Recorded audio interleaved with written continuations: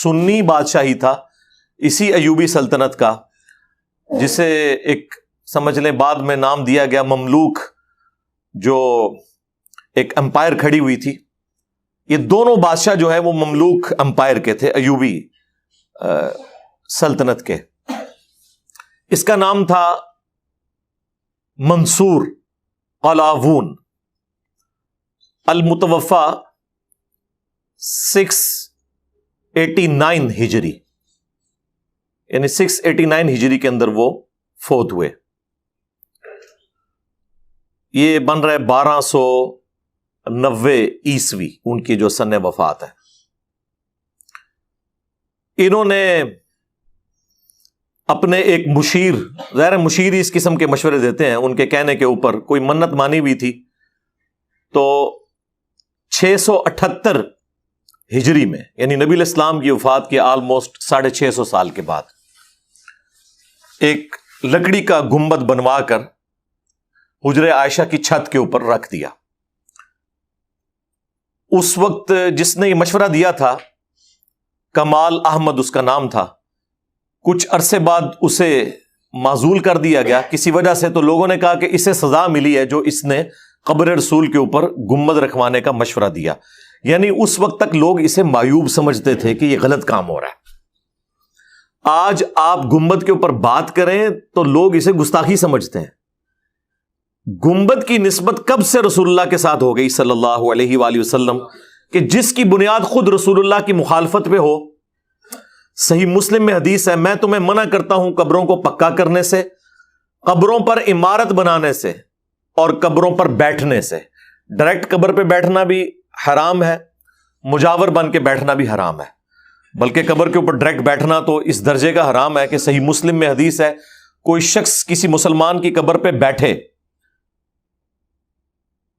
اس سے بہتر ہے کہ وہ شخص آگ کے انگاروں پر بیٹھے اور آگ اس کے کپڑوں کو اور کھال کو بھی جلا دینا، تو وہ عذاب کم ہے.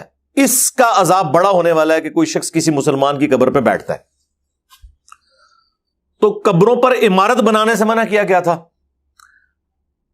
حجرہ عائشہ جو ہے وہ نبی الاسلام کا پروٹوکول ہے.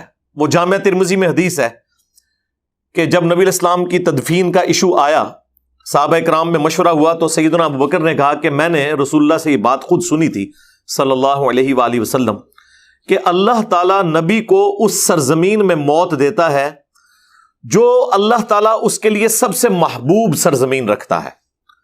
لہذا نبی صلی اللہ علیہ وآلہ وسلم کی قبر مبارک آپ کی اس چارپائی کے نیچے کھودی جائے جس چارپائی پہ آپ کی ڈیتھ ہوئی ہے، وہ سب سے بہترین جگہ ہے. اس وجہ سے وہ حجرہ عائشہ میں قبر مبارک بنائی گئی، نہ کہ یہ تھا کہ آپ کی قبر کے اوپر کوئی حجرہ بنایا گیا تھا، کوئی مزار تعمیر ہوا تھا. بالکل ایسی بات نہیں تھی. رہ گیا گنبد خضرا، تو وہ میں نے بتایا 650 سال کے بعد آلموسٹ 678 ہجری میں یہ جو سنی بادشاہ تھا مملوک سلطنت کا، اس نے لا کے رکھا. اور یہ پوری تاریخ آپ کو ملے گی مدینہ شریف کی تاریخ کے اوپر. ورلڈ وائڈ ایک بک ہے، آج سے آلموسٹ سمجھ لیں آپ 500 سال پہلے لکھی گئی ہے، علامہ سمہودی کی، المتوفا 911 ہجری، وفاء الوفا. اتنی موٹی بک ہے، اس کا اردو ترجمہ بھی ہو چکا ہے، ہم وہ پیج بھی انشاءاللہ لگا دیں گے جس میں پوری مدینے کی ہسٹری لکھی ہوئی ہے. بہرحال یہ گنبد وہاں پر رکھ دیا گیا. پھر وقتاً فوقتاً کبھی اس کے اوپر سفید کلر ہوتا تھا، کبھی اس پہ بلو کلر ہوتا تھا، گرین کلر کبھی بھی نہیں ہوا، جب تک کہ سلطنت عثمانیہ نے اسے ٹیک اوور کیا اور وہ بھی مختلف کلر چلاتے رہے. پہلی دفعہ جو اس کو گرین کلر ہوا ہے نا، وہ آج سے 200 سال پہلے ہوا ہے، بمشکل 1837 عیسوی میں. آج چل رہا ہے 7 اکتوبر 2022، تو آلموسٹ آپ سمجھ لیں 200 سال پہلے اس کو گرین کلر کیا گیا. پہلے اس کا کلر وائٹ تھا، کچھ عرصہ بلو بھی رہا، گرین کلر بعد میں کیا گیا. اور پھر ظاہر ہے گرین کلر تو ویسے ہی ایک اٹریکٹیو کلر ہے، اس میں کوئی شک نہیں، اللہ کا پسندیدہ کلر ہے. قرآن میں اللہ نے جنتیوں کا لباس بتایا کہ گرین ہوگا سورہ الدہر کے اندر. اور جامعہ ترمذی میں سنن نبی داؤد کے اندر حدیث موجود ہے کہ نبی علیہ السلام نے گرین کلر کے کپڑے بھی پہنے ہیں، تہبند بھی اور چادر بھی، کیونکہ آپ علیہ السلام کا عمومی لباس بھی احرام والا ہی ہوتا تھا. کبھی آپ کرتا بھی استعمال فرماتے تھے، زیادہ تر نیچے تہمد اور اوپر ایک چادر. تو وہ دونوں گرین چادریں آپ علیہ السلام نے استعمال کی ہیں. تو گرین کلر تو ظاہر ہے کہ اللہ تعالیٰ کا پسندیدہ ہے. پوری دنیا میں گرینری جو ہے اور جنت کی گرینری، اس کی تو مثالیں دی گئی ہیں. بہرحال وہ گرین کلر پھر مسلمانوں میں ایک رواج پکڑ گیا. اسی وجہ سے آپ دیکھتے ہیں مسلمانوں کے ملکوں کے جھنڈوں کے اوپر بھی گرین کلر آنا شروع ہو گیا. ایک پورا ٹرینڈ سیٹ ہو گیا. بہرحال اب وہ چیز تو بن گئی تھی، سب کو پتا بھی تھا کہ یہ سنت کی مخالفت ہے، لیکن کون بولے. 1926 کے اندر جب سعودی حکومت آئی ہے، ٹھیک ہے وہ ایک عرب امپیریلزم تھی، ہم اسے کوئی جہادی موومنٹ یا کوئی اسلامک موومنٹ نہیں کہتے سلفی تحریک کو، لیکن بہرحال اس کے کچھ پازیٹیو چیزیں بھی سامنے آئیں کہ عرب کی سرزمین سے بدعات کا خاتمہ ہوا، شرکی ایکٹیویٹیز کا خاتمہ ہوا، اور اس میں انہوں نے بڑی جرت کی. اور یہ جو بقیع غرقد قبرستان میں ایٹ لیسٹ آپ سمجھ لیں 10 تو بڑے بڑے مزار بنے ہوئے تھے، اور ان کی ریئل ٹائم جو بلیک اینڈ وائٹ پکچر ہے وہ آج بھی موجود ہے. وہ انشاءاللہ ہم اپنی ویڈیو میں ایڈ کر دیں گے. اس پکچر کے نیچے باقاعدہ لکھا ہوا ہے کہ یہ جو پہلا قبہ ہے یہ کس کا ہے، دوسرا کس کا ہے، تیسرا کس کا ہے، اور آلموسٹ 10-11 بڑے بڑے قبے بنے ہوئے ہیں. اس میں جو سب سے بڑا والا قبہ ہے اس میں سیدنا عباس بن عبد المطلب جو نبی الاسلام کے چچا تھے ان کی قبر ہے، اور ان کے ساتھ سیدہ فاطمہ سلام اللہ علیہا کی قبر ہے، اور سیدہ فاطمہ کے قدموں میں 4 اور قبریں ہیں. امام حسن ابن علی کی، سیدنا حسین کے جو بڑے بھائی تھے علیہ السلام اجمعین، ان کے ساتھ امام زین العابدین جو امام حسین کے بیٹے تھے، جو کربلا میں ایک اکیلے بچے تھے، اور ان کے ساتھ امام محمد باقر جو ان کے بیٹے، اور ان کے ساتھ امام جعفر جو امام باقر کے بیٹے تھے. یہ 4 قبریں جو ہیں وہ سیدنا عباس ابن عبد المطلب کے ساتھ سیدہ فاطمہ کی قبر مبارک اور ان کے قدموں میں. تو وہ ساری مزار اترنے کے بعد جو اب وہ شکل وہاں پہ نظر آ رہی ہے وہ بھی انشاءاللہ دکھا دیں گے. اسی طریقے سے نبی الاسلام کی جو ازواج مطہرات ہیں ان کی اکٹھے قبریں تھیں، ان کے اوپر ایک قبہ تھا. سیدہ حلیمہ سعدیہ کی قبر مبارک کے اوپر، اور امام مالک اور امام نافع کی قبر کے اوپر، سیدنا عثمان غنی رضی اللہ تعالیٰ عنہ کی قبر کے اوپر، سیدنا ابراہیم بن محمد جو نبی الاسلام کے بیٹے تھے ان کی قبر مبارک کے اوپر. یوں کافی سارے قبے تھے، وہ انشاءاللہ ہم لگا دیں گے، آپ کو آئیڈیا ہو جائے گا. بہرحال انہوں نے وہ سارے قبے توڑے. یہ کہتے ہیں مزارات شہید کیے ہیں، اور ہمارے جو شیعہ بھائی ہیں وہ 8 شوال کو ہر سال یہ دن مناتے ہیں. بھی شہید وہ چیز ہوتی ہے جو نبی الاسلام کے حکم کے مطابق بنائی جائے. جو چیز رسول اللہ کی نافرمانی پر بنی ہو اسے آپ شہید کیسے کہہ سکتے ہیں؟ اگر یہ اتنا ہی کوئی ثواب کا کام تھا تو خلفائے راشدین کر لیتے، مولا علی علیہ السلام کر لیتے. اب آپ یہ بھی نہیں کہہ سکتے کہ اس زمانے میں ٹیکنالوجی نہیں تھی. نبی علیہ السلام کی پیدائش سے بھی آلموسٹ 30-35 سال پہلے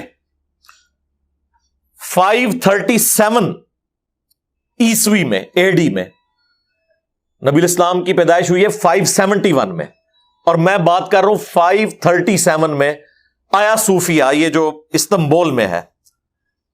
اتنا بڑا وہ ڈوم ہے اس کا جو پچھلے دنوں طیب اردگان نے کھول دیا دوبارہ سے. اس کا ڈوم جو ہے، اس کا جو قبہ ہے جو اوپر بنا ہوا، وہ تو گنبد خضرا سے بھی بہت بڑا ہے. کئی گنبد خضرا اس میں سے نکلے، اور وہ قبل از مسیح ہے. اس سے پہلے بھی بڑے بڑے اس طرح کی بلڈنگز بنتی تھیں. سیدنا عمر کے مبارک دور میں جب مسلمانوں کو آج کے اربوں ڈالر جزیہ مل رہا تھا رومن امپائر سے، اتنے ریسورسز تھے، تو سیدنا عمر ایک سونے کا گنبد بنا کے رسول اللہ کی قبر مبارک پہ رکھ سکتے تھے. نہیں رکھا. سیدنا علی نے نہیں رکھا. ہاں بعد میں 72 ہجری میں، یعنی نبی الاسلام کی وفات کے آلموسٹ 61 ایئرز کے بعد، عبد الملک بن مروان نے 2 حصوں میں سلطنت بٹ گئی تھی. شام جو ہے وہ بنو امیہ کے پاس آ گیا تھا، حجاز جو ہے وہ آل زبیر کے پاس تھا. یہاں عبداللہ ابن زبیر تھے خلیفہ، وہاں پہ وہ تھا. عبد الملک بن مروان نے ڈوم آف دا راک جو قبۃ الصخرہ ہے، یہ گولڈن ڈوم اتنا بڑا جو یروشلم میں بنا ہوا ہے، وہ بھی گنبد خضرا سے بہت بڑا ہے، وہ اس نے بنوایا نبی الاسلام کی اس چٹان کے اوپر جس سے نبی الاسلام معراج پہ تشریف لے گئے تھے. یعنی کسی قبر پہ نہیں بنایا. مسجد پہ آپ بنا سکتے ہیں، اور جگہوں پہ بھی، قبروں پہ بنانا منع ہے. اور بعد میں عبداللہ ابن زبیر کی شہادت جب ہوئی 74 ہجری میں حجاج ابن یوسف کے ہاتھوں، جو کہ خود گورنر تھا عبد الملک بن مروان کا، تو اس کے بعد تو عبد الملک بن مروان کی اوورال حکومت آ گئی. اس نے بھی نہیں جرت کی کہ میں نے ڈوم آف دا راک بنوایا ہے تو میں یہاں پہ بھی ایک ڈوم نبی الاسلام کی قبر مبارک پہ بنا دوں. انہیں پتا تھا یہ کام غلط ہے. 650 سال تک کسی کی جرت نہیں ہوئی، نہ بنو امیہ کی، نہ بنو عباس کی، کہ وہ یہ حرکت کرتے ہیں. بعد میں حرکت ہوئی ہے، اور وہ حرکت ایسی ہوئی ہے کہ وہ آج مسلمانوں کے گلے پڑ گئی ہے. دنیا کے سارے مزار اس بنیاد پہ بنائے جاتے ہیں. جب ہم لوگوں کو حدیث سناتے ہیں صحیح مسلم کی کہ نبی الاسلام نے فرمایا میں تمہیں منع کرتا ہوں قبروں کو پکا مت کرنا، قبروں پر عمارت مت بنانا، قبروں پر مت بیٹھنا، تو یہ حدیث ان کے لیے ریجیکٹ کرنا بڑی آسان ہو جاتی ہے گنبد خضرا کی مثال دے کے. کہتے ہیں جی گنبد خضرا بھی تو بنا ہوا ہے. حالانکہ ان سے پوچھے گنبد خضرا کب بنا ہے؟ 650 سال کے بعد. تو پہلے 650 سال کے مسلمان، جبکہ ٹیکنالوجی بھی تھی، پیسہ بھی تھا، انہوں نے نہیں بنایا، تو وہ کیا تھے؟ اچھا پھر آخری آرگومنٹ پتہ کیا ہے؟ کیسے ہو سکتا ہے کہ قبر رسول کے اوپر گنبد ہو اور اللہ تعالیٰ یہ برداشت کر لے نافرمانی؟ تو اس کا جواب پھر ہم دیں گے. رکو ذرا، صبر کرو. یہ کیسے ہو سکتا ہے کہ مکے اور مدینے کے امام نجدی ہوں پچھلے 100 سال سے؟ آئے نا داڑھ تھلے. ہاں ادھر تو امام کعبہ کے پیچھے یہ لوگ نماز نہیں پڑھتے، انہیں نجدی کہتے ہیں. دیوبندی بھی، بریلوی بھی. المحند علی المفند میں انہوں نے لکھا ہے خوارج کی ایک جماعت ہے، محمد بن عبد الوہاب صاحب کی، جو یہ جماعت جنہوں نے سعودی حکومت قائم کی آل سعود کے ساتھ مل کے، آل شیخ نے. اور یہی بات جال حق میں مفتی احمد یار خان نعیمی صاحب نے بھی لکھی ہے، اور دونوں نے نقل کی ہے اپنے بڑے ابے سے، ابن عابدین شامی المتوفا 1252 ہجری، جسے مرے ہوئے ابھی 200 سال بھی نہیں ہوئے.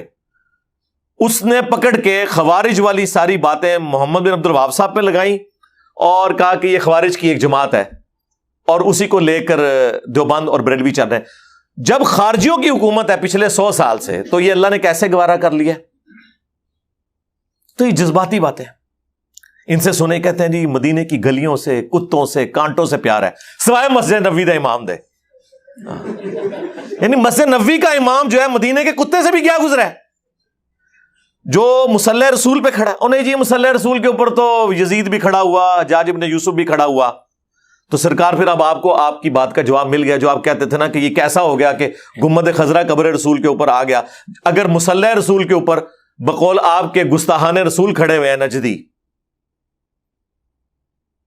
تو یہ تو بڑی چھوٹی بات ہے. دنیا بقدر ایفٹ ہے. دیکھیں یزید پلید خبیث کے دور کے اندر خانہ کعبہ شریف کے اوپر چڑھائی ہوئی. اس کے بعد حجاج ابن یوسف پلید کذاب کے دور کے اندر خانہ کعبہ کے اوپر چڑھائی ہوئی. یہ تو وہ باتیں ہیں جو بخاری مسلم کے اندر موجود ہے. اور خانہ کعبہ شریف جو ہے وہ ڈیمیج ہوا یزید کے دور کے اندر. اور بخاری مسلم میں ایک اور حدیث ہے کہ قرب قیامت میں ایک پتلی ٹانگوں والا حبشی کعبے کی اینٹ سے اینٹ بجا دے گا. تو کعبے کی حفاظت تو نہیں ہو رہی.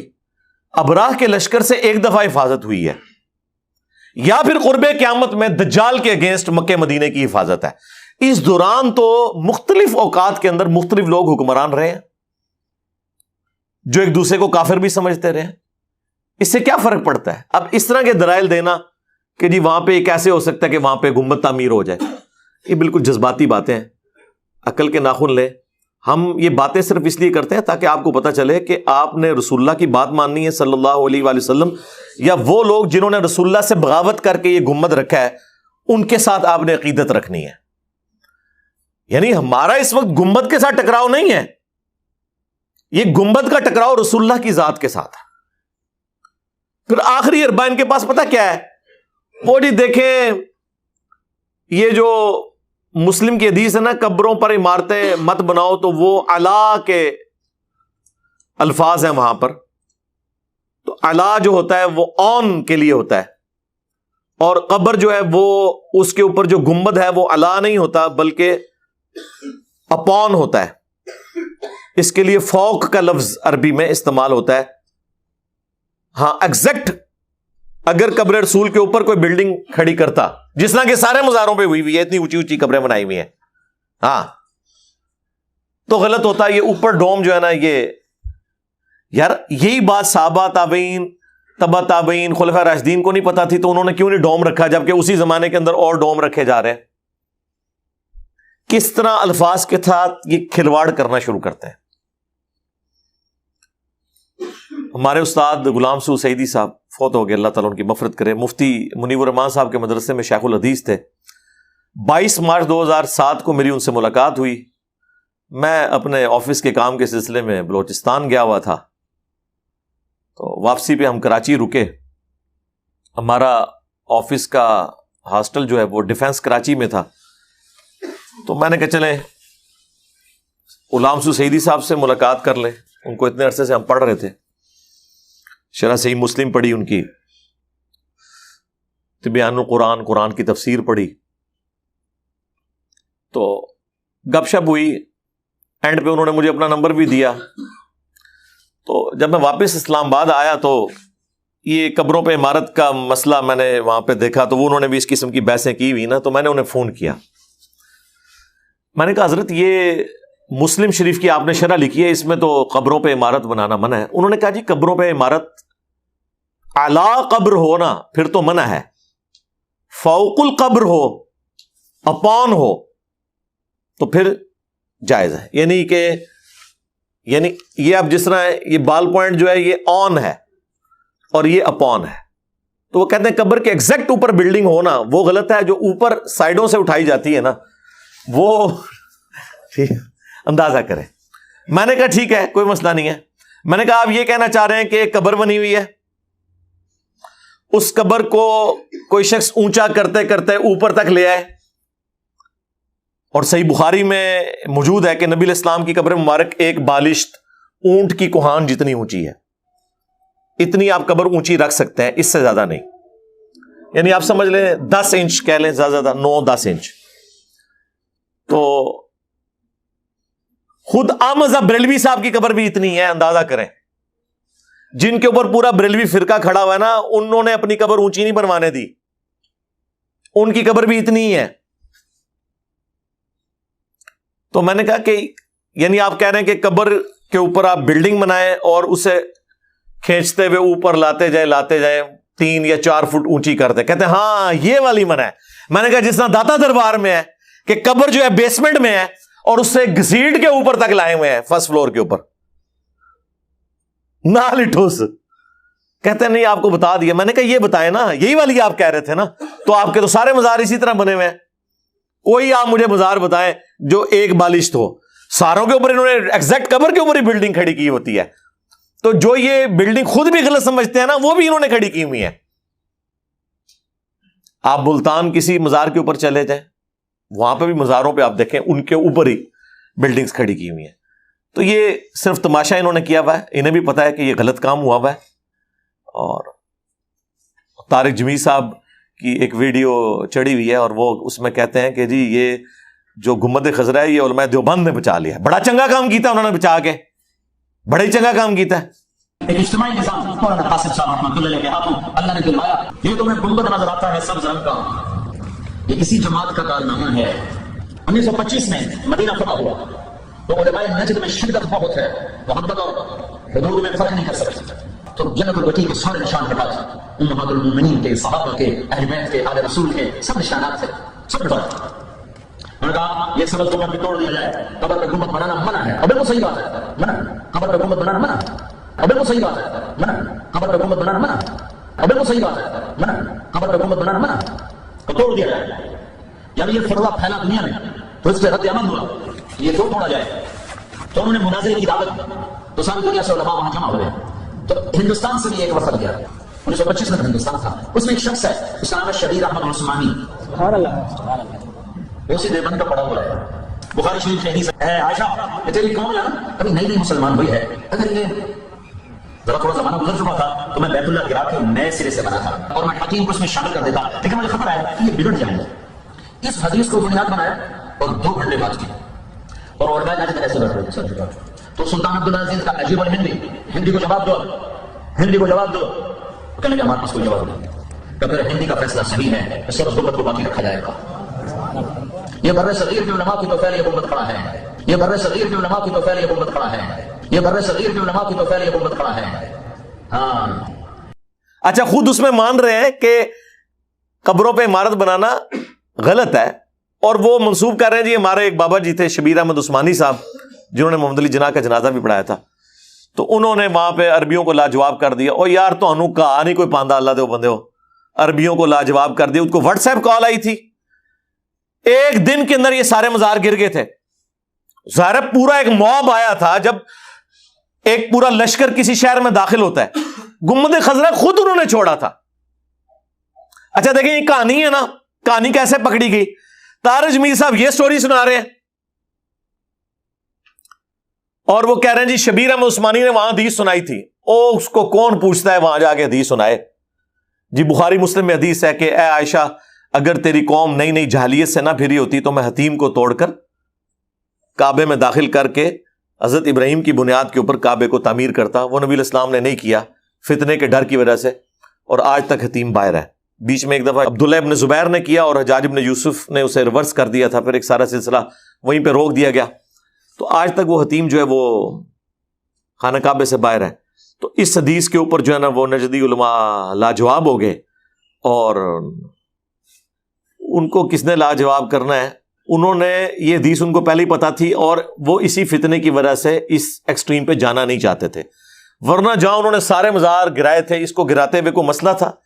کون سی اس وقت انٹرنیٹ کے اوپر خبر چڑھ جانی تھی. میں 8 سے 100 سال پہلے بات کر رہا ہوں, جب ساتھ والے محلے میں نہیں پتا ہوتا تھا کہ کیا ہوا. اب طارق جمیل صاحب تو یہ کہانی سنا رہے ہیں, اور طارق جمیل سے بھی 100 گنا بڑے ان کے بزرگ پیر ذوالفقار نقشبندی صاحب جو الیاس گمن صاحب کے مرشد بھی ہیں اور وہ انجینئر بھی ہیں. وہ کہتے ہیں نہیں انجینئر ہو تو پھر پیر ذوالفقار جیسا ہو. یہ بھی حیرانگی ہے, المیہ ہے کہ دین کے مسئلے لوگ صرف انجینئر سے لینے چلے جاتے ہیں.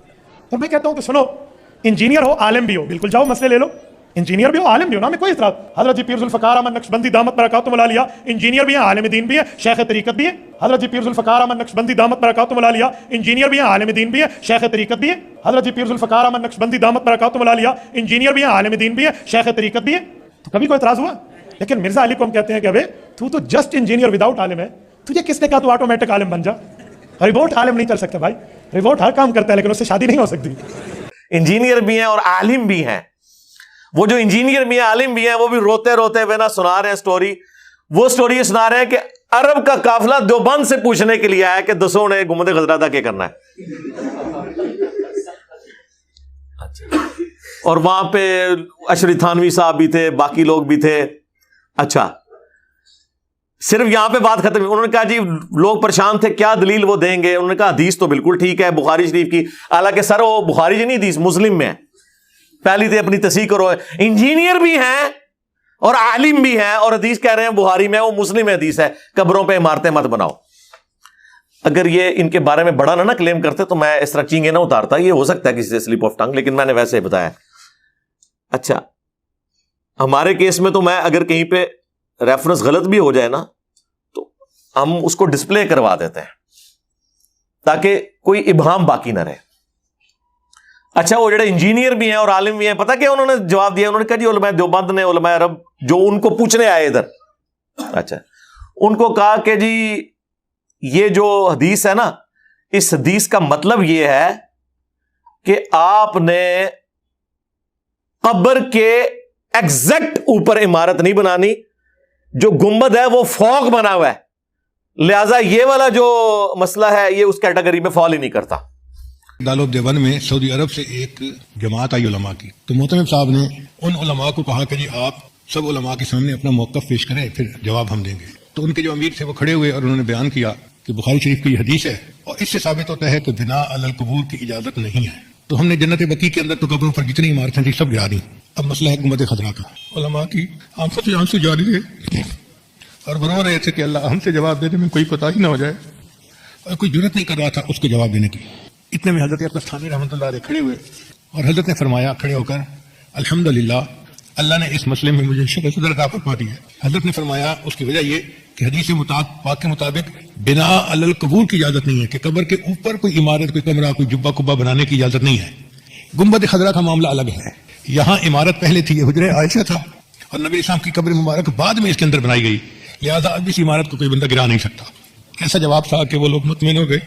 گنبد خضرا آج بھی ہے,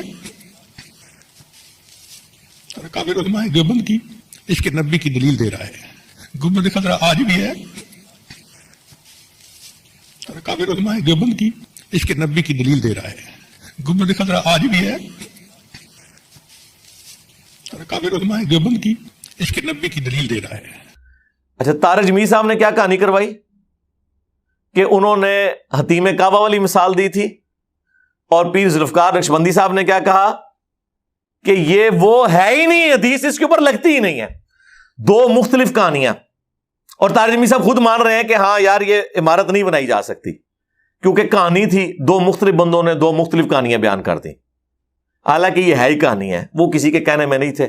انہوں نے جو کچھ کیا وہ حکمت کے تحت, وہ یہ سمجھتے تھے کہ ایک دفعہ تو یہ غلط حرکت ہو گئی ہے, اور وہ آج تک ہمیں اس طرح بھگتنی پڑ رہی ہے کہ ہر سال گنبد خضرا کو رنگ ہوتا ہے, کیونکہ آپ کو پتا ہے دھوپ کے اندر گرین اور ریڈ کلر یہ سروائیو نہیں کرتے, اڑ جاتے ہیں, اور وہ پھر رنگ اترتا ہے.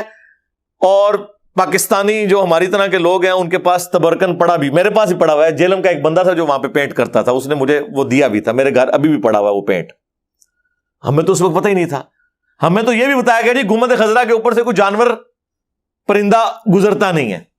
ہم نے اپنی گناہگار آنکھوں سے ایک دفعہ نہیں درجنوں دفعہ گنبد خضرا کی جو ٹپ ہے نا, ایگزیکٹ اس کے اوپر پرندے بیٹھے ہوئے دیکھیں.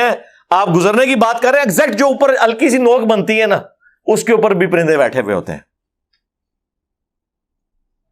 کعبے کے بارے میں بھی کہتے ہیں جی پچھوں جناب غول آندے نے انج کر کے لنگ جاندے نے. سر غلاف کعبہ کے اوپر کبوتروں کی بیٹھیں ہوتی ہیں, سایہ نہیں ہوتا. ان سے ذرا پوچھیں, خانہ کعبے کا سایہ تو نظر آ جاتا تھا نا, اس لیے ادھر کہانی نہیں کرائی. گنبد خضرا کا سایہ زمین تک پہنچتا ہی نہیں, کیونکہ وہ اوپر والی بلڈنگ میں ہے. سرکار اوپر چڑھ کے جائیں تو آپ کو سایہ نظر آ جائے گا. وہ تو ہر وہ چیز جو دوسری بلڈنگ پہ ہے اس کا سایہ نیچے تو نہیں آئے گا نا. اچھا, پھکی ان کو یہ دیں کہ جو ساتھ مینار کھڑا ہوا ہے اس کا تو سایہ ہے, کیونکہ وہ اتنا اونچا ہے کہ سایہ زمین تک پہنچ جاتا ہے. ٹھیک ہے, وہ متریا ہے جڑا مینار ہے نال تے گنبد سکا ہے, وہ گل کرنے لی کرو.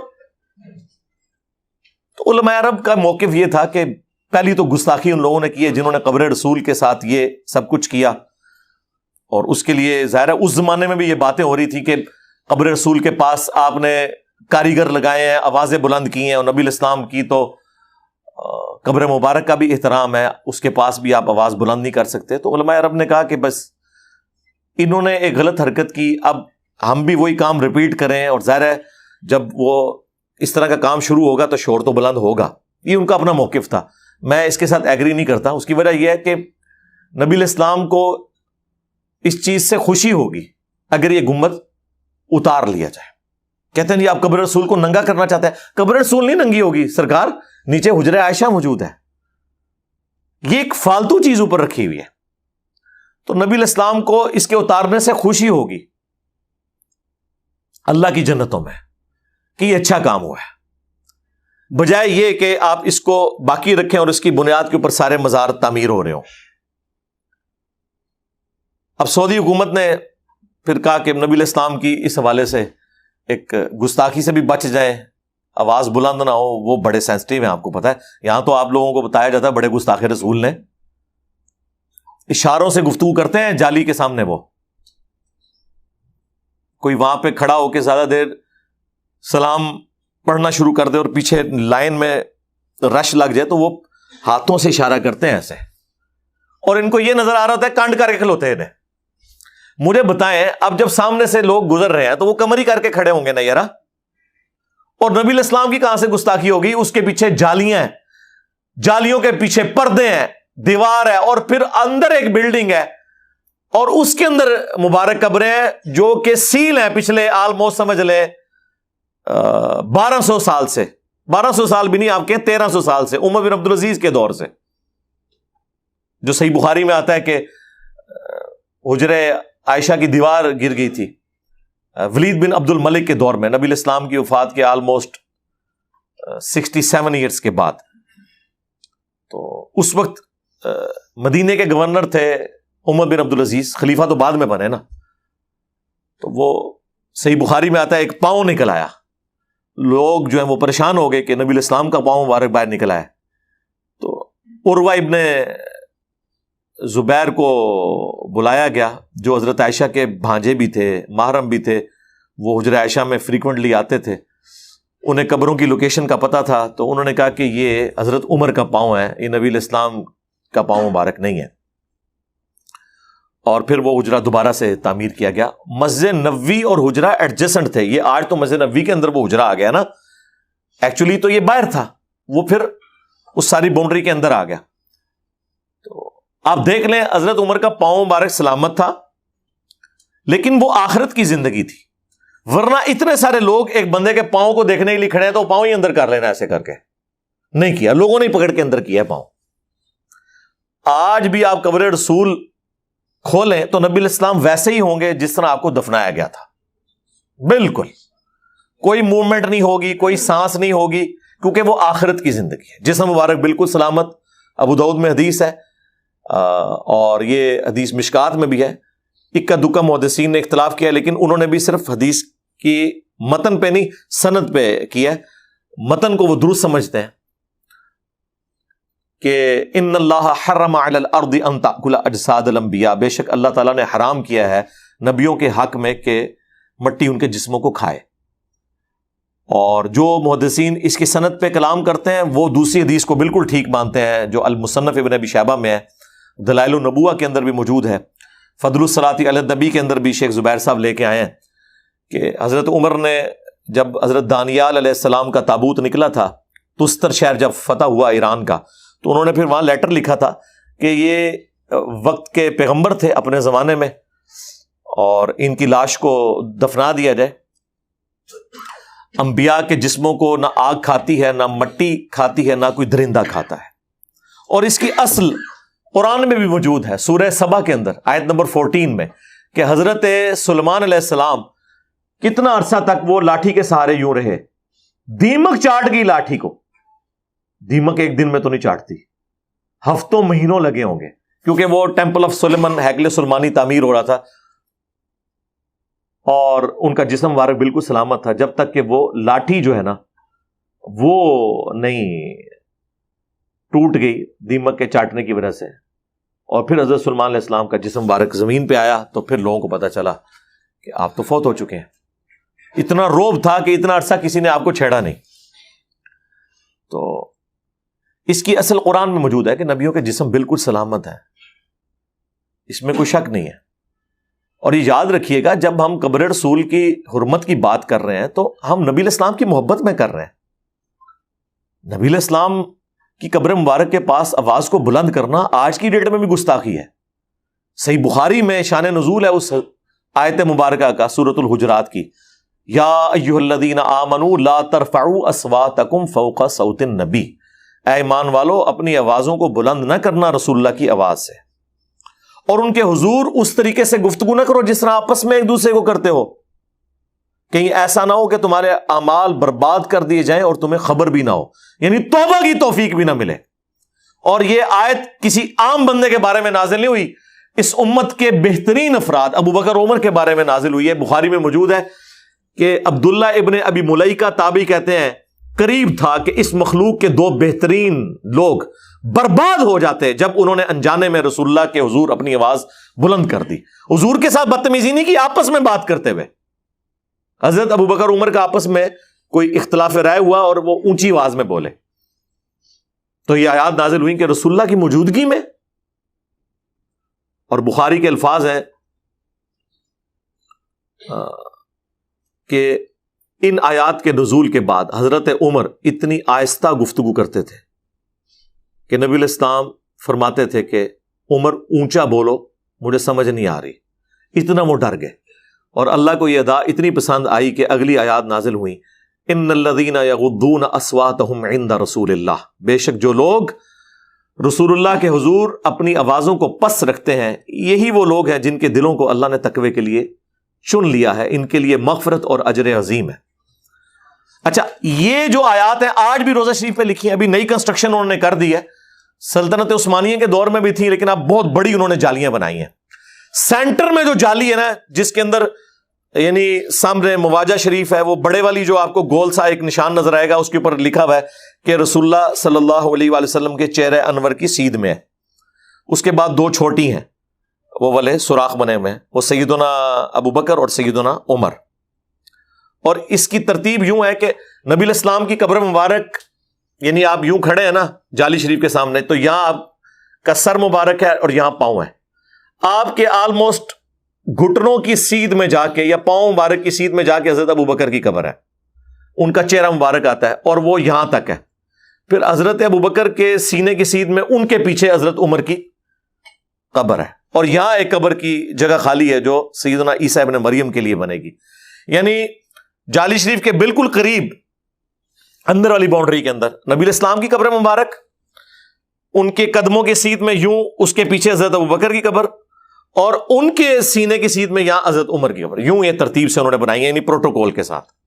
تو یہ درمیان والی جالی میں آپ کو وہ تین بڑے بڑے سوراخ نظر آئیں گے، اور اس کے اوپر یہی آیت لکھی ہے، یا ایھا الذین آمنوا لا ترفعوا اصواتکم فوق صوت النبی. پھر باب السلام کی جانب، یعنی جہاں سے آپ انٹر ہوتے ہیں، یعنی یہ آپ جالی شریف کے سامنے کھڑے ہیں تو آپ کے لیفٹ پہ جو شروع میں آتی ہے نا جالی، وہ بڑی سی، اس کے اوپر وہ آیت لکھی ہے، ان الذین یغضون اصواتهم عند رسول اللہ. ٹھیک ہے، جو لوگ رسول اللہ کے حضور اپنی آوازوں کو پس رکھتے ہیں، ان کے دلوں کو اللہ نے تقوی کے لیے چن لیا. اور جب آپ حاضری دے کے باہر نکلنے لگتے ہیں نا، تو تیسرا جو جالی کا پورشن ہے نا باب البقی کی جانب، اس کے اوپر وہ آیت لکھی ہے، ما کان محمد ابا احد من رجالکم ولکن رسول اللہ وخاتم النبیین، ختم نبوت والی آیت. تو یوں یہ تین آیات لکھی ہوئی ہیں انہوں نے، اور پورا اہتمام کرتے ہیں وہ الحمدللہ اس حوالے سے کہ نبی علیہ السلام کی قبر مبارک کے پاس کوئی بندہ آواز بلند نہ کرے.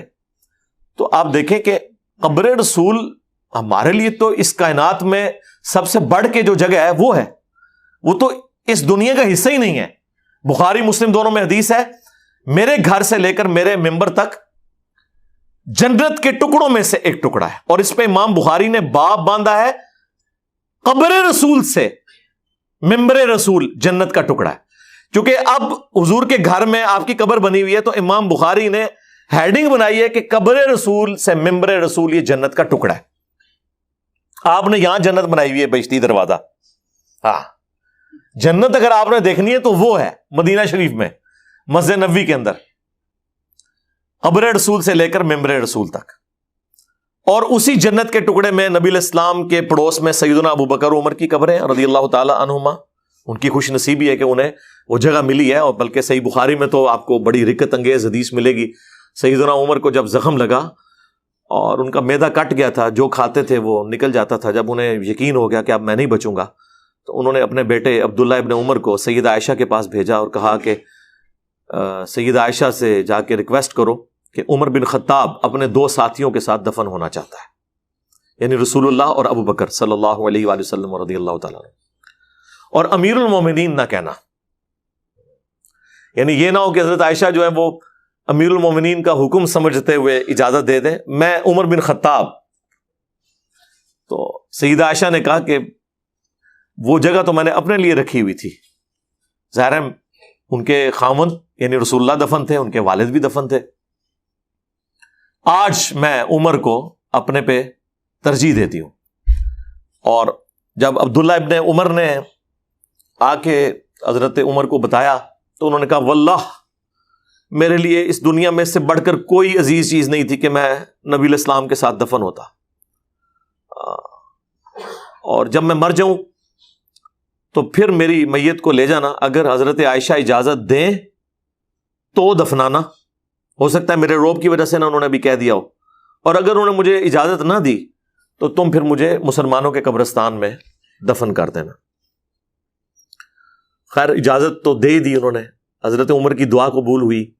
صحیح بخاری میں موجود ہے، حضرت عمر دعا کیا کرتے تھے، اللہم ارزقنی شہادۃ فی سبیلک واجعل موتی فی بلد رسولک صلی اللہ علیہ وآلہ وسلم، اے اللہ مجھے اپنے راستے میں شہادت کی موت دینا اور اپنے رسول صلی اللہ علیہ وآلہ وسلم کے اس شہر مدینہ میں موت دینا۔ دونوں دعائیں قبول ہوئیں۔ شہادت کی موت، مسجد نبوی میں زخم لگا، مدینہ شریف میں دفن بھی ہوئے، اور صحیح مسلم میں حدیث ہے کہ اہل مدینہ کی نبی الاسلام نے کہا میں شفاعت کروں گا قیامت والے دن جو مدینے کے مصائب پہ صبر کرے گا، اور جامع ترمذی میں حدیث ہے تم میں سے جو مر سکتا ہے مدینے میں مرے، کیونکہ اہل مدینہ کی میں شفاعت کروں گا، بشرطے کہ وہ آپ کے فرقے کا ہوا۔ ہاں، کیونکہ الیاس قادری صاحب جو پاپا جانی ہے نا، دعوت اسلامی کے امیر، ان کے جو پیر و مرشد ہیں ضیاء الدین مدنی، وہ بھی بقیع غرقد میں دفن ہے، اور جو تبلیغی جماعت کے فضائل اعمال لکھنے والے شیخ زکریا کاندلوی ہیں وہ بھی بقیع غرقد میں دفن ہے۔ بریلویوں سے پوچھ لیں کہ وہ بقیع میں جو دفن ہوا ہے شیخ زکریا کاندلوی، ہاں خلیفہ اشری تھانوی کا، وہ وہاں پہ دفن ہوا ہے تو وہ تو شفاعت رسول کا حقدار ہے، کہنے گے گستاخ۔ اور دیوبندیوں سے پوچھ لیں کہ الیاس قادری صاحب کے جو پیر صاحب وہاں دفن ہے، وہ کہنے گے مشرک۔ تو یہ چھوڑ دیں، یہ میں نے آپ کو ساتھ ساتھ آپ کا دماغ کھولتا ہوں کہ یہ دفن ہونے سے کوئی فرق نہیں پڑتا جب تک کہ آپ کے عقائد اور اعمال۔ عبداللہ ابن ابی کی قبر بھی بقیع غرقد قبرستان میں موجود ہے۔ تو بہرحال حضرت عمر کو وہ جگہ ملی اور ان کے لیے بہت بڑی سعادت، اور اس بخاری کی حدیث نے ان لوگوں کا پردہ بھی چاک کر دیا جو آپ کو یہ کہانیاں سناتے ہیں کہ حضرت ابو بکر نے وصیت کی تھی مولا علی علیہ السلام کو کہ میری میت کو قبر رسول پر لے جانا اور وہاں جا کے ریکویسٹ کرنا، تو قبر رسول سے آواز آئی کہ حبیب کو حبیب سے ملا۔ سیدنا صدیق اکبر نے بھی یہی وصیت کی تھی کہ میرا جنازہ پڑھ کے پھر حضور کے سامنے لے جانا اور سلام عرض کرنا، اجازت مل جائے تو قدموں میں دفن کر دینا ورنہ جنت البقیع میں۔ تو حضرت علی المرتضیٰ اور حضرت انس روایت کرتے ہیں کہ ایسا ہی ہوا کہ ہم نے جنازہ اٹھایا، پڑھا اور پھر حضور کے مواجہ انور کے سامنے رکھ دیا۔ اے اللہ کے پیارے محبوب صلی اللہ علیہ وسلم، یہ ابو بکر ہیں، آپ سے اجازت طلب کرتے ہیں، آپ کی قربت میں دفن ہونے کا شوق ہے، ہمیں کیا حکم ہے؟ تو اس وقت حجرہ عائشہ تھا، یہ گنبد خضرا نہیں بنا ہوا تھا، صرف حجرہ تھا، اس کو تالا لگا تھا، چابی حضرت عائشہ کے پاس ہوا کرتی تھی رضی اللہ تعالی عنہ۔ تو پھر کیا ہوا کہ وہ تالا خود بخود کھلا، پھر کنڈی بھی خود بخود کھلی، اور پھر جو دروازہ تھا وہ خود بخود کھلا، اور اندر سے آواز آئی اوصل الحبیب الی الحبیب لان الحبیب الی الحبیب مشتاق، یار کو یار سے ملا دو، یار تو پہلے یار کا انتظار کر رہا ہے۔ تو اور وہ کہتے ہیں وہ تالا بھی کھل گیا، کنڈی بھی کھل گئی۔ بھئی تالا کنڈی تو لگے ہی نہیں ہوئے تھے، سیدہ عائشہ وہاں رہتی تھی اور فریکوینٹلی اس جگہ پہ آتی جاتی تھی۔ وہ سیدہ عائشہ کے حجرے کا ایک کمرہ تھا، تالا کنڈی کہاں سے لگا ہوا تھا، اور لوگ حضرت عائشہ کی اجازت سے اندر حاضری دیتے تھے۔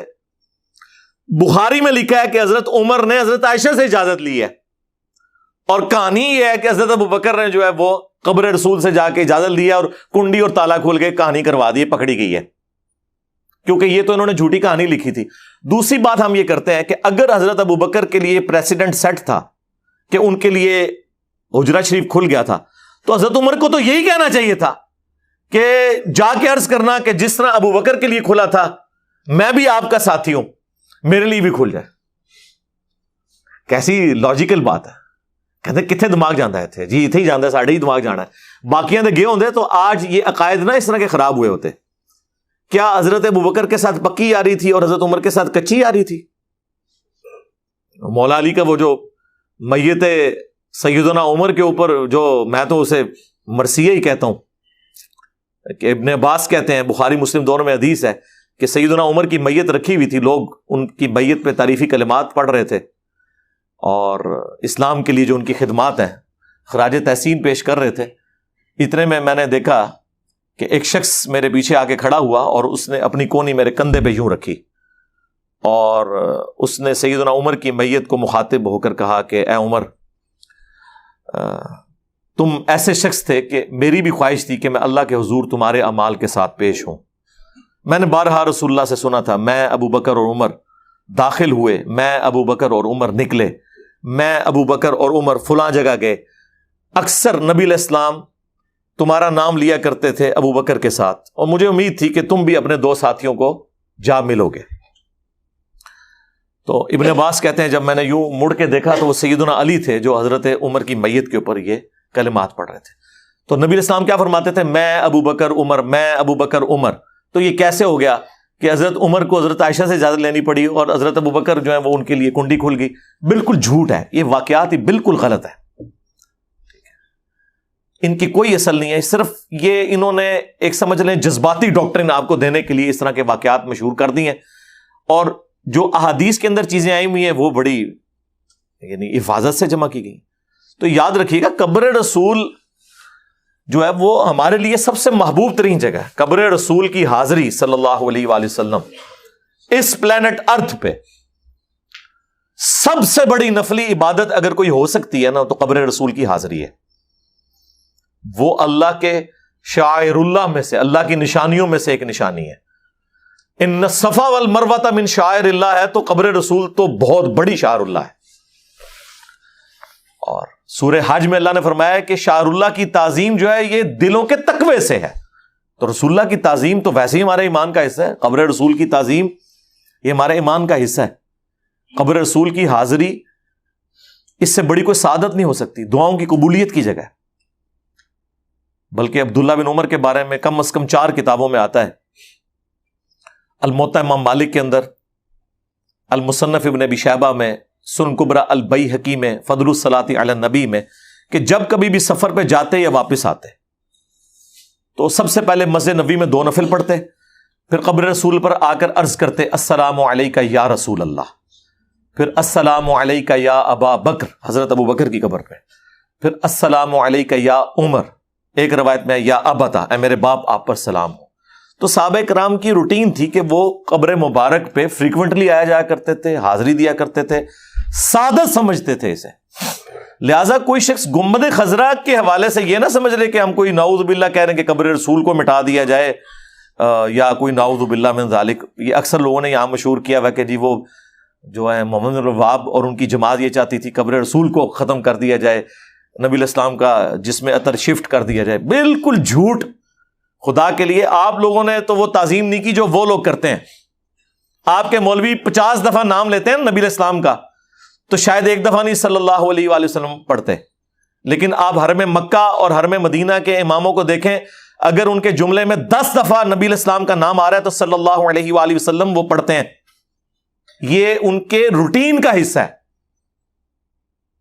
آپ لوگ صرف انگوٹھے چومتے رہ جاتے ہیں، حضور نے فرمایا صلی اللہ علیہ وسلم بھول جاتے ہیں۔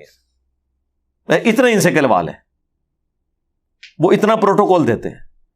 وہاں جو حاجیوں کو کتابیں دی جاتی ہیں نا قبر رسول کی حاضری کے اوپر، اس میں باقاعدہ مفتی اعظم سعودیہ بن باز کا فتویٰ لکھا ہوا ہے کہ رسول اللہ اپنی وفات کے بعد بھی اسی طریقے سے قابل احترام ہے جس طرح اپنی مبارک زندگی میں ان کی موجودگی میں آپ آواز بلند نہیں کر سکتے، لہذا قبر رسول پر بھی کوئی بندہ آواز بلند نہیں کر سکتا، ایون صلاۃ و سلام پڑھنے کے لیے بھی نہیں کر سکتا۔ یہ بھی گستاخی ہے۔ سنن ابی داؤد میں حدیث ہے، میری قبر پہ میلہ مت لگا لینا، تم دنیا کے کسی بھی حصے میں درود پڑھو گے نا اللہ تمہارا درود مجھ تک پہنچا دے گا۔ اللہم صلی علی محمد وعلی آل محمد۔ اچھا، یعنی درود شریف کے لیے بھی میلہ نہیں لگانا، اللہ تعالیٰ پہنچا دے گا۔ سنن نسائی میں حدیث ہے، زمین میں کچھ فرشتے سیاحت کرتے ہیں اور میرے امتیوں کا سلام مجھ تک پہنچاتے ہیں۔ بخاری اور مسلم دونوں میں حدیث ہے، جب تم نماز میں پڑھو گے السلام علیکہ ایہا النبی ورحمۃ اللہ وبرکاتہ، السلام علینا وعلی عباد اللہ الصالحین، تو زمین و آسمان میں ہر نیک بندے تک اللہ تمہارا سلام پہنچا دے گا، یعنی نبی علیہ السلام اور اس کے بعد سارے جو صالحین ہیں، اللہ تعالیٰ سلام پہنچا رہا ہے، ہمارا سلام ان تک پہنچ رہا ہے۔ ہاں، قبر رسول پہ ذرا ایک پروٹوکول ہے، وہ سنن ابی داؤد میں حدیث ہے، مشکات میں موجود ہے کہ جو شخص، اور یہ قبر رسول والے چیپٹر کے اندر، قبرستان والے چیپٹر میں امام داؤد لے کے ہیں کہ جو شخص نبی علیہ السلام کی قبر پہ سلام عرض کرتا ہے نا تو نبی اسلام نے فرمایا کہ اللہ تعالیٰ میری روح لوٹا دیتا ہے اور میں اس کے سلام کا بھی جواب دیتا ہوں. لیکن یہ روح لوٹنا بھی برزخی ہے, سلام کا جواب بھی برزخی ہے. کوئی فزیکلی نہ سن سکتا ہے نہ اسے ریکارڈ کر سکتا ہے. یہاں سے تو ہمارا پہنچایا جاتا ہے نا, اور پھر نبی اسلام سلامتی کی دعا ہمارے لیے کر دیتے ہیں. لیکن جو قبر رسول پہ عرض کرتا ہے اسے اللہ تعالیٰ ڈائریکٹ, یعنی سمجھ لیں وہ نبی اسلام تک پہنچتا ہے اور نبی اسلام ریئل ٹائم اسے جواب دیتے ہیں. اور بہت بڑی سعادت ہے. قبر رسول کی حاضری تو ایک ایکسٹرا آرڈنری چیز ہے. اس لیے جو لوگ مدینہ شریف رہتے ہیں یا حج اور عمرے پہ جائیں تو جتنی دفعہ موقع ملے روضہ شریف پہ حاضری دیں, سلام عرض کریں. دیکھیں قبر رسول پہ آپ کی حاضری ہو اور ہر دفعہ نبی الاسلام کو آپ سلام عرض کریں اور آپ کی طرف سے جواب آئے سلامتی کا, تو اس سے تو بڑی کوئی چیز نہیں ہو سکتی ہے. کوئی شخص نبی الاسلام کی دعاؤں کا حصہ اسے ملے. اور جو بیچارے نہیں جا سکتے ان کے لیے بھی اللہ کے نبی الاسلام نے یہاں بڑا آسان سلسلہ رکھ دیا ہے. صحیح مسلم میں حدیث ہے, جو شخص اذان کا جواب دے, یعنی وہی کلمات ریپیٹ کرے, حی علی الصلاۃ حی علی الفلاح پہ لا حول ولا قوۃ الا باللہ, اور باقی سارے کلمات مؤذن کے ساتھ ساتھ ریپیٹ کرنے ہیں, اور اس کے بعد مجھ پر درود شریف پڑھے اور الوسیلہ والی دعا مانگے. اس حدیث کا کچھ حصہ بخاری میں بھی موجود ہے, مسلم میں تفصیل کے ساتھ ہے. تو میری شفاعت اس کے لیے حلال ہو جائے گی. یعنی آپ یہاں بیٹھ کے اذان کا جواب دے کر درود شریف پڑھ کر وسیلہ والی دعا مانگ کر, جو اذان کے بعد کی دعا ہے, تو آپ اللہ کے نبی الاسلام کی شفاعت کے حقدار ہو سکتے ہیں. اللہ سے یہ دعا آپ کر سکتے ہیں, آپ کو شفاعت مل جائے گی. اس کے لیے وہاں جانا کوئی ضروری نہیں ہے. باقی جامع ترمذی میں حدیث ہے کہ جو شخص ذکر اور درود شریف کے ذریعے اللہ کی طرف متوجہ ہوتا ہے تو اللہ تعالیٰ اس کی دعا قبول کرتا ہے. نبی الاسلام نے اس صحابی کے لیے فرمایا تھا, سل تعطا سل تعطا, مانگ تجھے دیا جائے گا, مانگ تجھے دیا جائے گا. جس نے اللہ کے ذکر اور درود شریف کے ذریعے دعا مانگی تھی, اور جس نے بغیر ذکر و درود کے دعا مانگی اس کو آپ نے بلا کے تعلیم کیا اور فرمایا سائل نے جلدی کی, پہلے اللہ کی حمد کرو, پھر درود شریف پڑھو, پھر اللہ سے مانگو. اور نماز میں ہم دیکھیں پہلے اللہ کی حمد کرتے ہیں, التحیات للہ والصلوات والطیبات, پھر سلام عرض کرتے ہیں, پھر درود شریف پڑھتے ہیں, اور اس کے بعد پھر اینڈ پہ جا کے دعائیں مانگتے ہیں. بخاری مسلم کے الفاظ ہیں, جب تم درود شریف پڑھ چکو تشہد میں, اس کے بعد جو چاہو اپنے رب سے مانگو. جتنی مسنون دعائیں ہیں عربی زبان کے اندر جتنی بھی آئی ہوئی ہیں, اور ایون مسنون نہ بھی ہوں, الفاظ درست ہوں, عربی میں آپ نماز کے اندر مانگیں. دعاؤں کی قبولیت کی جگہ ہے تشہد اور دوسرا سجدہ. صحیح مسلم میں حدیث ہے, سجدے میں انسان اپنے رب کے سب سے زیادہ قریب ہوتا ہے, لہذا سجدے میں خوب دعائیں مانگا کرو. بخاری مسلم میں حدیث ہے, نبی الاسلام اپنے رکوع اور سجدوں میں دعا مانگتے تھے, سبحانک اللہم ربنا وبحمدک اللہم اغفر لی. ایک تو وہ تسبیحات ہیں جو صحیح مسلم میں اور ترمذی میں آئی ہیں نا, سبحان ربی العظیم اور سبحان ربی الاعلی. ایک یہ تسبیحات بھی ہیں, سبحانک اللہم ربنا وبحمدک اللہم اغفر لی. آپ کو اینڈ پہ جو ریسرچ پیپرز ملیں گے ان میں نبی الاسلام کی نماز کا پورا طریقہ, اس میں یہ ساری تسبیحات لکھی ہوئی ہیں. تو دعاؤں کی قبولیت کے لیے پروٹوکول ہے اللہ کا ذکر اور درود شریف.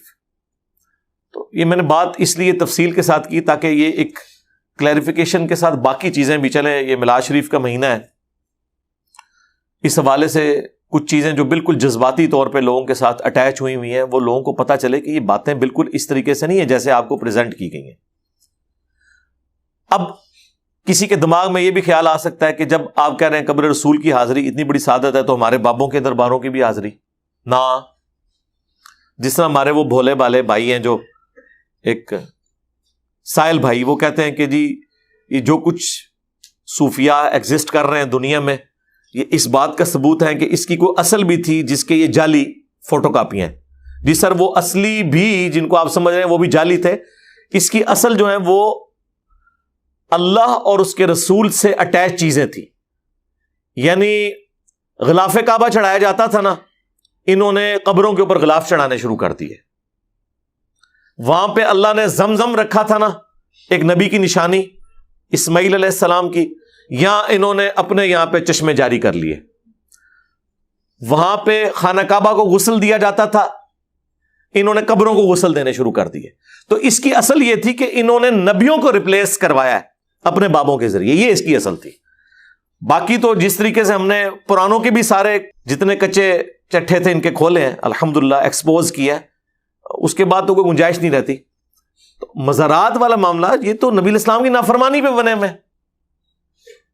سنن ابی داؤد میں حدیث ہے، ایک صحابی نے منت مانی تھی کہ مقام بوانا پہ میں اونٹ قربان کروں گا، ایک روایت میں 100 اونٹ.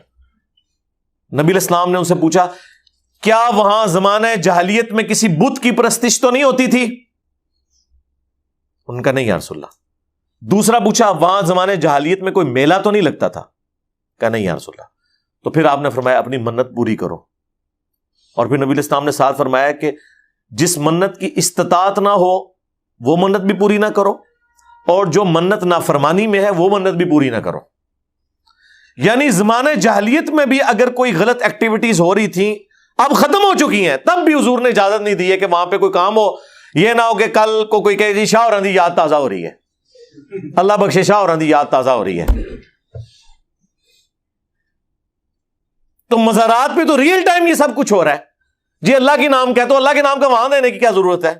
عام شہر میں بانٹے ہم. تو مزارات رسول اللہ کی مخالفت میں ہے، جو صحیح مسلم میں حدیث میں تمہیں منع کرتا ہوں قبروں کو پکا کرنے سے، قبروں پر عمارتیں بنانے سے، اور قبروں پر بیٹھنے سے. ڈائریکٹ بیٹھنا بھی منع اور مجاور بن کے بیٹھنا بھی منع. یہ ہے اصل ایشو کہ ہم مزارات کے کیوں خلاف. آپ قبروں پہ جائیں، صحیح مسلم کی حدیث ہے قبروں پہ جاؤ. میں تمہیں پہلے منع کرتا تھا، اب میں تمہیں حکم دیتا ہوں کہ قبروں پہ جاؤ، کیونکہ قبروں پہ جانے سے آخرت کی یاد آتی ہے.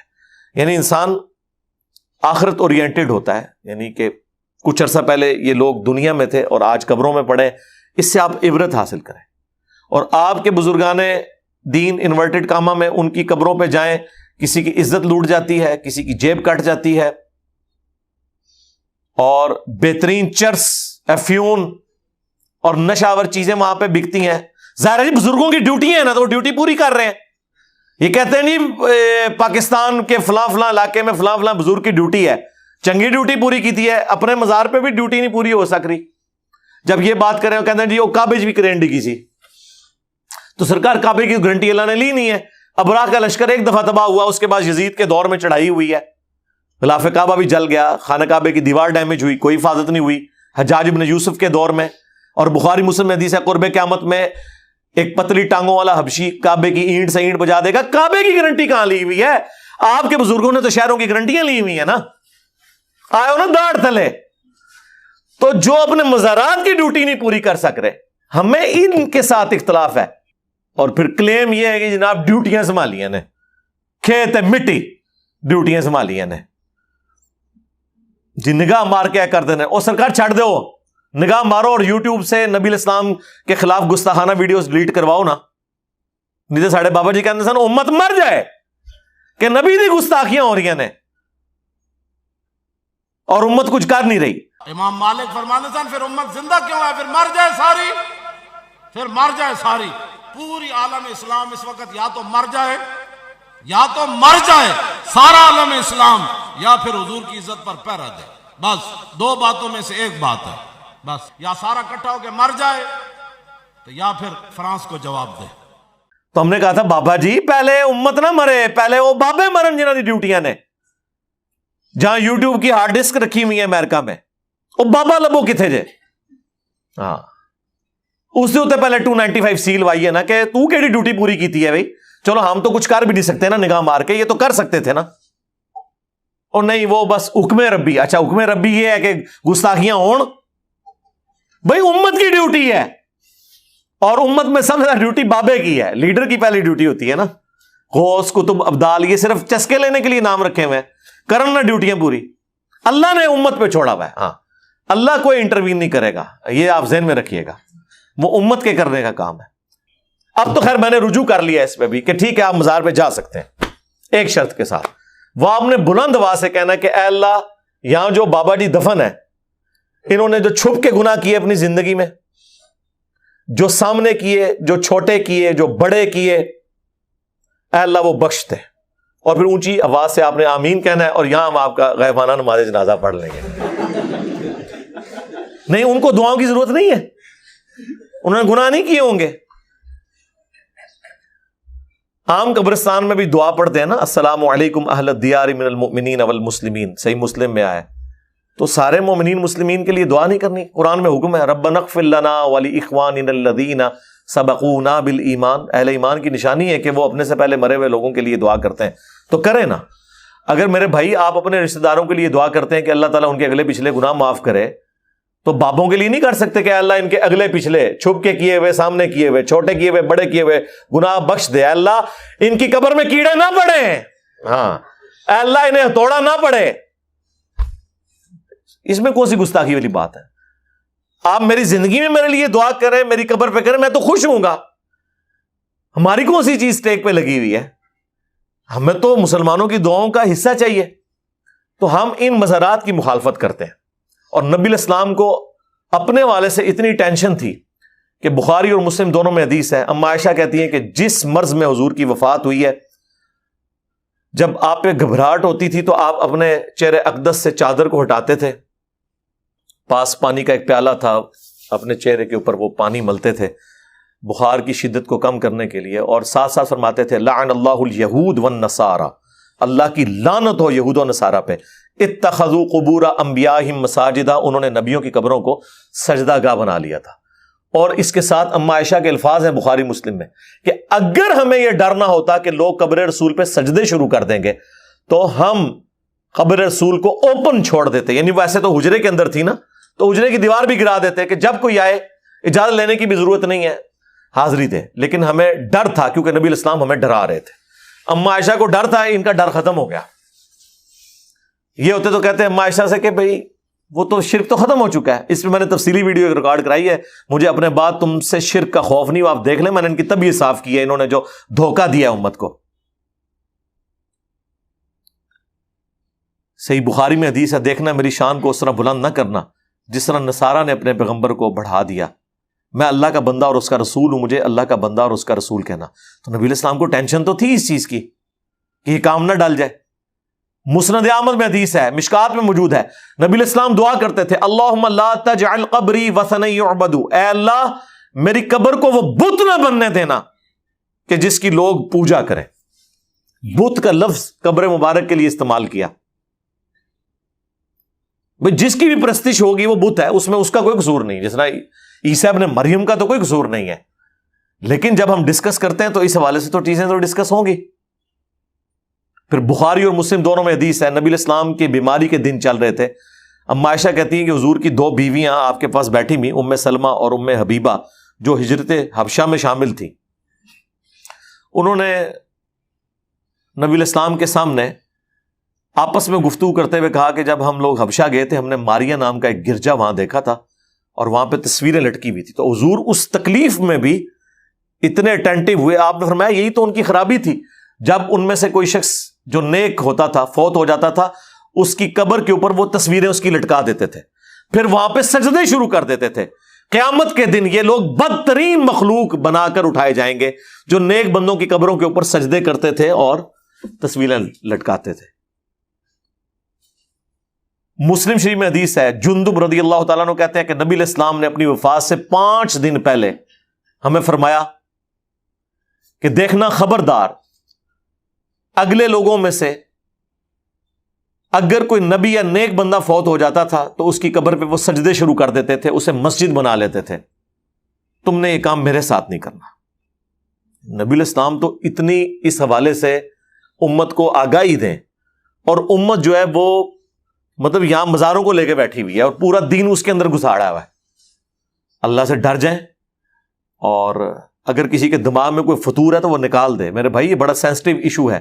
لوگ بات تو کر دیتے ہیں کہ جناب یہ لوگ مزاروں کے خلاف بولتے ہیں، بھائی ہمارا کیا لینا دینا ان کے ساتھ. ٹھیک ہے آپ لوگوں نے خود جہنم کے لیے کوئی راستہ اختیار کرنا تو آپ کریں، لیکن ہم آپ کو اس شخص کی تعلیمات بتا رہے ہیں جس کی قبر مدینے میں ہے صلی اللہ علیہ وآلہ وسلم، اور یہ آپ کو اپنے اپنے بابوں کی تعلیمات سکھا رہے ہیں. انہوں نے آواز لگائی مکہ مدینے کی، لیکن سواریاں اتاری بریلی میں، دیوبند میں، اجمیر میں، بغداد میں. کتنا بڑا دھوکہ دیا انہوں نے.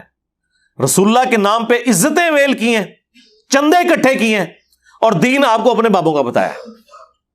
اور جو کوئی شخص جو ہے وہ یعنی انہیں جوڑتا ہے اور کہتا ہے کہ نبی علیہ السلام کی تعلیمات کی طرف آؤ، یہ کہہ کے کہ نبی کے جیسا ہے ہی کوئی نہیں، بابے تھے شے ہی کوئی نہیں، اسے کہتے ہیں نہیں بابوں کی گستاخی کر رہا ہے۔ گستاخی تو ان بابوں نے کی ہے جنہوں نے نبی علیہ السلام کے ساتھ جھوٹے عقائد منسوب کیے ہیں اور آپ کو اس طرف لگا دیا ہے۔ اب یہ باتیں ہم اس لیے کرتے ہیں تاکہ آپ لوگوں کے دماغ کھلیں۔ ویسے تو اب دماغ کیا کھلے ہیں، ان کے بند بھی کھل گئے ہیں، دیوبند کے بند ٹوٹ گئے، بریلویوں کے بند ٹوٹ گئے، اللہ کا شکر ہے۔ اس لیے آپ کو ان کا غصہ اتنا نظر آتا ہے کہ انہیں پتہ چل گیا کہ ہماری جو چوری ہے وہ پکڑی گئی ہے، اس لیے آپ ان کی چیخیں دیکھیں آسمانوں تک پہنچ رہی ہیں۔ تو الحمدللہ اللہ کا شکر ہے کہ اس پلیٹ فارم سے نبی علیہ السلام کی مبارک دعوت لوگوں میں بیان ہو رہی ہے، اور ہمیں کوئی تردد نہیں ہے اس بات میں۔ آپ کو پتہ ہے 10 محرم آئی تھی، ہم نے شب عاشور میں پروگرام کیا، اس سے پہلے کہ لوگ اہل البیت کے نام پہ آپ کو بدعت سکھائیں، شرکی ایکٹیویٹی سکھائیں، ہم کیوں نہ آپ کو سکھا دیں۔ اب ہم نے لائیو جو ہے نا وہ شب میلاد بھی رکھی ہوئی ہے، 11 اور 12 ربیع الاول کی درمیانی رات انشاءاللہ شاہد اور بلال کے چینل کے اوپر 8:30 سے لے کے آلموسٹ 10 بجے تک انشاءاللہ۔ تو ٹھیک ہے، ہم لوگ بھی الحمدللہ اپنے نبی علیہ السلام کی مبارک دعوت لوگوں کے سامنے پیش کر رہے ہیں، آپ لوگ بھی کوشش کریں انشاءاللہ، جس کی بات میں وزن ہوگا لوگ قبول کریں گے۔